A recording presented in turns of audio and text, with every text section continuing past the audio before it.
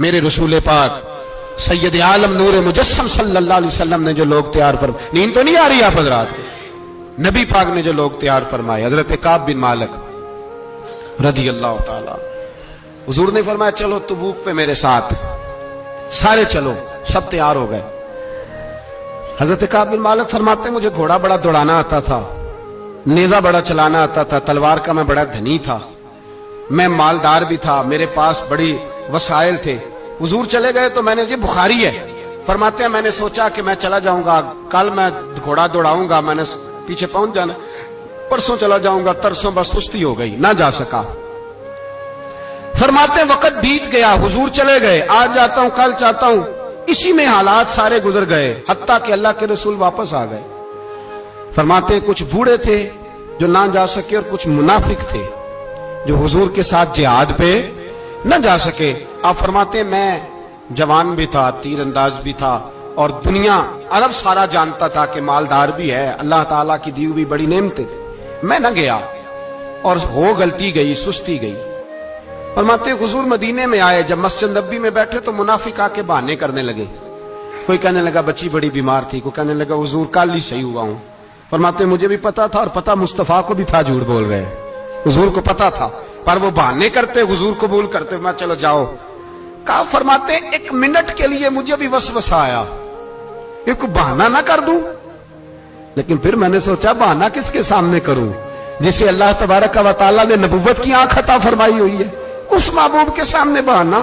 اس خیال آیا مسلمان نیک و بد پہچان جاتے ہیں، محمد آدمی کے دل کی باتیں جان جاتے ہیں، کدھر بہانہ کروں، حضور کو تو سارا پتا ہے۔ فرماتے میں گیا، حضور نے پوچھا کیوں نہیں آئے، اور پوچھا بھی مسکرا کے، کیوں نہیں آیا، مسکرا کے پوچھا۔ فرماتے ہیں میں نے سچ سچ بولا، میں نے کہا یا رسول اللہ سستی ہو گئی، حضور غلطی ہو گئی،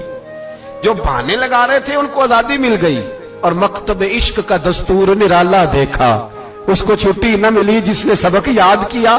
فرماتے ہیں ان کو چھٹی مل گئی، میں نے کہا حضور غلطی ہو گئی، تو نبی پاک نے فرمایا اس سے کوئی بندہ کلام نہ کرے، خبردار میرے ساتھ بھی گفتگو نہ کرنا۔ حضرت کعب بن مالک فرماتے ہیں میرا چچا زاد بھائی، خالہ زاد بھائی سارے رہتے تھے، میں کسی کو سلام لیتا تو کوئی جواب بھی نہیں دیتا تھا۔ فرماتے ہیں میں مسجد میں نماز پڑھنے آتا، پر صحابہ کرام کو حضور نے منع کر دیا تو مدینے کی گلیاں بھی ناآشنا ہو گئی۔ فرماتے ہیں مجھے یوں لگتا تھا کہ مدینے کے در و دیوار بھی مجھ سے کلام نہیں کرتے، میں وہاں دعا منگیا کرو سنگیو کتے مرشد نہ رس جاؤ گے، اے جنہاں دے پیر رس جان دے او جیوندے ہی مرے رہن دے۔ کہا اس طرح لگا کہ جیسے حالات بگڑ گئے سارے میرے حق میں۔ آپ فرماتے ہیں میں مسجد میں آ کے بیٹھتا تو جب مجھے پتا تھا، میں جب آنکھیں ادھر کرتا تو حضور مجھے دیکھتے، اور جب میں نبی پاک کو دیکھتا تو حضور چہرہ پھیر لیتے۔ بول پڑے خواجہ غلام فرید صاحب، کہنے لگے میں ویکھاں تے میرا یار نہ ویکھے، جے میں نہ ویکھاں تے او ویکھے، ایڈے نصیب کتھوں تتڑی دے او میرے وچ ویکھن دے ویکھے، غلام فریدا او بوے یار دے مریے پامیں ویکھے یا نہ ویکھے۔ آپ فرماتے ہیں میں سید عالم صلی اللہ علیہ وسلم کو دیکھتا تو حضور رخ انور پھیر لیتے۔ حضرت کعب بن مالک رضی اللہ تعالیٰ عنہ فرماتے ہیں کہ حضور کا حکم آیا کہ بیوی کو علیحدہ کر دو، بار پہلے کوئی نہیں بات کرتا، اب کہا بیوی کو علیحدہ کر دو، تو میں نے کہا حضور طلاق دے دوں؟ فرمایا نہیں میکے بھیج دو، طلاق نہیں دینی۔ فرماتے ہیں بال بچہ بھی چلا گیا، نہ گھر میں کوئی نہ باہر کوئی، تنے تنہا۔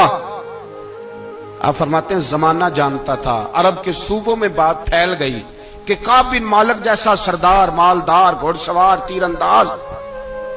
نیزہ باز، اتنا بڑا سیانہ سنجیدہ آدمی جدا کر دیا نبی پاک نے۔ فرماتے ہیں غسان کے عیسائی بادشاہ نے مجھے خط لکھا۔